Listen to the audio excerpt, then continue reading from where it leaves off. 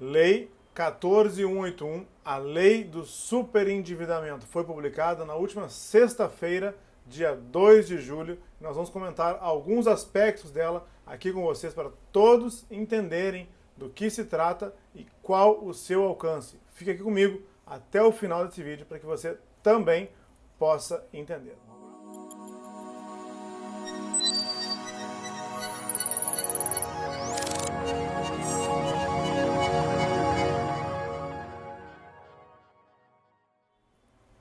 Bem-vindos de volta! E se você for novo por aqui, se inscreva no canal aqui embaixo, ative todas as notificações, deixe seu like, compartilhe nosso conteúdo e comente. Quem sabe o seu comentário não vira um Augusto Leitão Responde. Passe nas nossas redes sociais, nós temos o meu Facebook e o meu Instagram, o @Augusto Leitão. Lá você encontra trailers, vídeos e algumas frases que você pode salvar e compartilhar. É o @Augusto Leitão. Me segue por lá também. Conheça meu site, augustoleitãoadvocacia.com.br, e faça tudo isso que eu falei para que o YouTube entenda como relevantes nossos vídeos, como relevante nosso conteúdo e entregue eles sempre para você, para mais e mais pessoas. Muito bem, meus amigos, não vamos esquecer que na próxima quinta-feira, dia 8 de julho, teremos a nossa live da semana às 21 horas aqui no canal. Na mesma quinta-feira, 12h05, uma pequena live tratando de algum assunto daquele momento. E ao 12h30, também da quinta-feira, dia 8 de julho, teremos aquela nossa live da semana no Instagram. Então anota esses 3 horários e me encontra quinta-feira ao vivo. Bom, que lei é essa? 14.181, que trata do superendividamento e que modifica o Código de Defesa do Consumidor e o Estatuto do Idoso. Essa lei buscou trazer princípios importantes como a educação financeira e como tratar e auxiliar pessoas que se encontram nessa situação de superendividamento, que é quando a pessoa notadamente não tem mais como cumprir com as suas obrigações, com aquelas obrigações que contraiu. Essa lei era o projeto 3515, que acaba de ser aprovado, e ela traz, por exemplo, a garantia de práticas de crédito responsável e a garantia do mínimo existencial aos consumidores brasileiros. Ela coloca lá no artigo 51 do Código de Defesa do Consumidor como cláusula abusiva qualquer cláusula que condicione ou limite o acesso do consumidor ao Poder Judiciário ou que estabeleça ainda prazos de carência em caso de impontualidade deste consumidor. Essa lei insere no Código de Defesa do Consumidor um capítulo inteiro sobre prevenção ao superendividamento e traz um conceito sobre aquela pessoa que se encontra nessa situação de superendividamento, o superendividado. Vamos ver aqui. Artigo 54A do Código de Defesa do Consumidor, parágrafo 1º. Entende-se por superendividamento a impossibilidade manifesta de o consumidor, pessoa natural de boa-fé, pagar a totalidade das suas dívidas de consumo exigíveis e vincendas sem comprometer o seu mínimo existencial nos termos da regulamentação. Ela traz aqui qualquer dívida que envolva relação de consumo e ela exclui aqueles consumidores que intencionalmente se endividaram para não mais ter condições de solver dívidas anteriores, ou seja, dívidas contraídas comprovadamente de má-fé estão fora dessa possibilidade de reabilitação, desse plano de evitar o superendividamento. Terão o dever de demonstrar o custo total da operação e de mostrar exatamente o que são juros de mora, o que são juros mensais e quais são os exatos encargos daquelas operações, e toda a proposta deverá vir com um prazo de validade sempre maior do que pelo menos 2 dias. Nós temos um artigo, o artigo 54C, agora do Código de Defesa do Consumidor, que traz as práticas que são vedadas aos fornecedores. Entre elas, nós temos aqui, por exemplo, indicar que uma operação de crédito, por exemplo, possa ser feita sem a consulta de serviços de proteção ao crédito e sem a avaliação da situação financeira daquele consumidor. Era um artigo que não permitia aos fornecedores, em especial às instituições financeiras, de afirmar que aquelas operações de crédito estavam sendo ofertadas sem nenhum tipo de juros, sem nenhum tipo de correção, sem nenhum tipo de encargo. Certamente esses juros, correções e encargos estariam embutidos no preço apresentado ao consumidor e estariam sendo divulgados como inexistentes. Esse inciso foi vetado do artigo 54C, então ele não consta da lei do superendividado e não consta do Código de Proteção e Defesa do Consumidor. O artigo 54C também proíbe os fornecedores de assediar idosos, analfabetos, doentes em estado de vulnerabilidade, ou ainda de condicionar o atendimento a determinados consumidores à desistência de ações judiciais ou ao pagamento de honorários. O artigo 54D do Código de Defesa do Consumidor traz deveres aos fornecedores, por exemplo, de esclarecer todos os custos incidentes em determinadas operações e ainda de avaliar de forma responsável a oferta de crédito. Então, eles devem utilizar aquelas informações que estão disponíveis acerca da viabilidade do crédito ao consumidor e não disponibilizarem o crédito de forma irresponsável. Os fornecedores têm também o dever de entregar cópia do contrato de crédito aos consumidores. Parece bobagem, mas isso é o que mais acontece. O consumidor não ter nem mesmo acesso a uma cópia daquilo que ele acabou de assinar. Caso os fornecedores não obedeçam a esses deveres, eles serão penalizados. Como? Com a redução de juros, com a redução de encargos, com a supressão de qualquer dilação de prazo que eles teriam, não mais terão. A lei também traz expressamente que são conexos, coligados e interdependentes os contratos de fornecimento de serviços e de crédito para a obtenção daquele serviço fornecido. Quando o fornecedor do crédito utilizar de recursos do fornecedor do produto ou do serviço para a preparação e para a contratação do crédito. Da mesma forma, se ele utilizasse da sede, se o contrato for assinado na sede do fornecedor do produto ou do serviço, esses contratos serão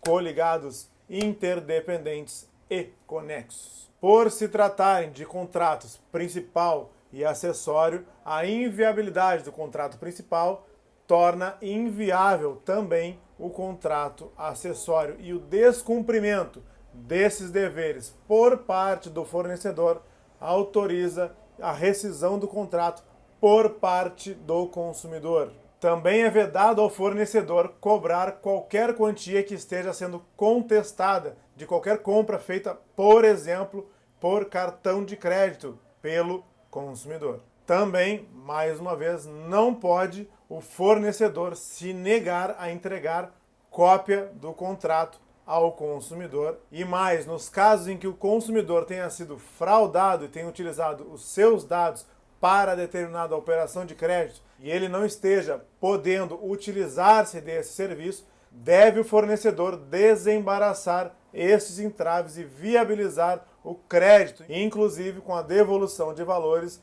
desde que comprovado que o consumidor foi vítima de terceiro. Algumas normas aqui que se aplicam exclusivamente a empréstimos consignados, crédito consignado. Vamos ver aqui.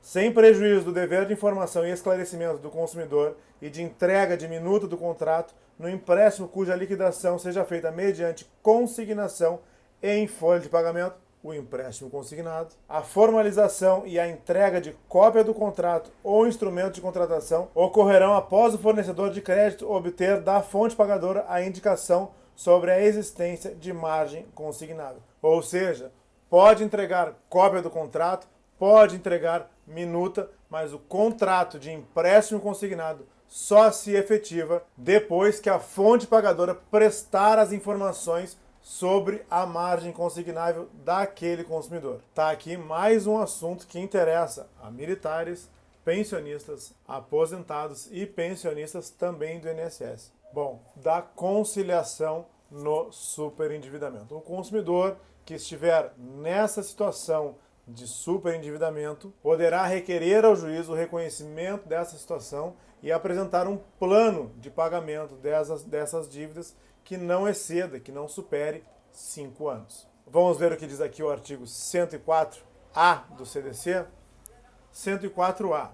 A requerimento do consumidor superendividado, pessoa natural, o juiz poderá instaurar processo de repactuação de dívidas com vistas à realização de audiência conciliatória presidida por ele ou por conciliador credenciado no juízo, com a presença de todos os credores de dívidas previstos no artigo 54A deste Código, na qual o consumidor apresentará proposta de plano de pagamento com prazo máximo de 5 anos, preservados o mínimo existencial nos termos da regulamentação e as garantias e as formas de pagamento originalmente pactuadas. Mais uma vez, excluem-se desse plano de pactuação aquelas dívidas contraídas de má-fé, com a intenção de fraudar os fornecedores. Agora, por que eu acredito tanto na importância dessa lei e por que eu acredito que ela deve funcionar? Vem agora aqui o que acontece com o credor que não comparecer a essa audiência de conciliação. O credor que não comparecer vai ter a exigibilidade desses créditos suspensas, ou seja, não vai poder cobrar esses créditos e ainda ele vai ter que se sujeitar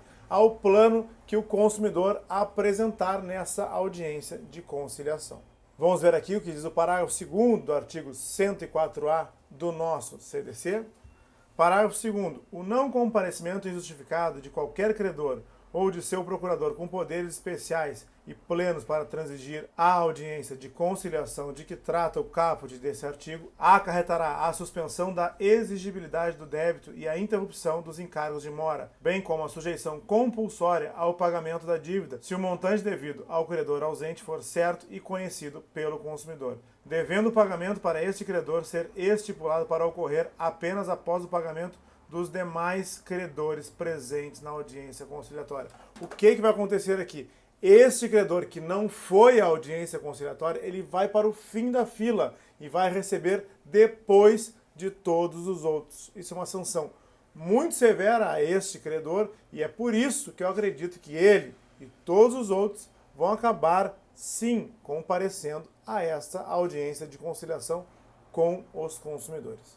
Este acordo com este plano de recuperação do consumidor superendividado será homologado em juízo e terá eficácia de título executivo e força de coisa julgada. E o que é que deverá conter neste plano, neste acordo? Deverá conter novos prazos, dilação de prazos e redução significativa de encargos por parte do fornecedor para quitar a dívida. Deverá conter ainda uma referência à suspensão ou à extinção de ações judiciais em curso e também deverá conter uma data a partir da qual aquele consumidor não mais constará nos cadastros de proteção ao crédito. E muito importante aqui a grande contraprestação deste consumidor para ter direito a todas essas medidas, que é um esforço seu a não mais contrair novas dívidas que agravem a sua situação de superendividamento. Vamos ver onde está isso? O condicionamento de seus efeitos à abstenção pelo consumidor de condutas que importem no agravamento de sua situação de superendividamento. Senhores, há outras medidas? Sim, há outras medidas. Vocês gostariam que eu trouxesse mais conteúdo sobre os superendividados e sobre esta lei que modificou sensivelmente o nosso Código de Defesa do Consumidor e modificou também o Estatuto do Idoso? Deixe aqui nos comentários, eu quero saber para direcionar melhor o conteúdo e trazer para vocês exatamente o que vocês estão precisando. Ah, qual foi a modificação no Estatuto do Idoso? Lá nos crimes contra o idoso, onde está previsto que não pode ter discriminação do idoso para aumento de planos de saúde e se ter distinção em relação aos valores praticados ao idoso, a partir da lei do superendividamento, não vai ser considerado crime negar crédito a um idoso superendividado, porque ele não estará sendo discriminado por ser idoso, estará sendo negado crédito a ele para que ele possa participar desse plano de recuperação na qualidade de superendividado. Se você gostou desse vídeo, inscreva-se no canal aqui embaixo, ative todas as notificações, deixe o seu like, compartilhe nosso conteúdo e comente. Quem sabe o seu comentário não viram Augusto Leitão Responde. Passe nas nossas redes sociais, temos o meu Facebook e o meu Instagram, o @Augusto Leitão. Lá você encontra trailers, vídeos e algumas frases que você pode salvar e compartilhar. É o @Augusto Leitão. me segue por lá também. Conheça meu site, augustoleitãoadvocacia.com.br, e faça tudo isso que eu falei para que o YouTube entenda como relevantes nossos vídeos, como relevante nosso conteúdo, e entregue eles sempre para você e para mais e mais pessoas. Um abraço a todos, fiquem com Deus, não facilite com o Covid-19 e até o próximo vídeo.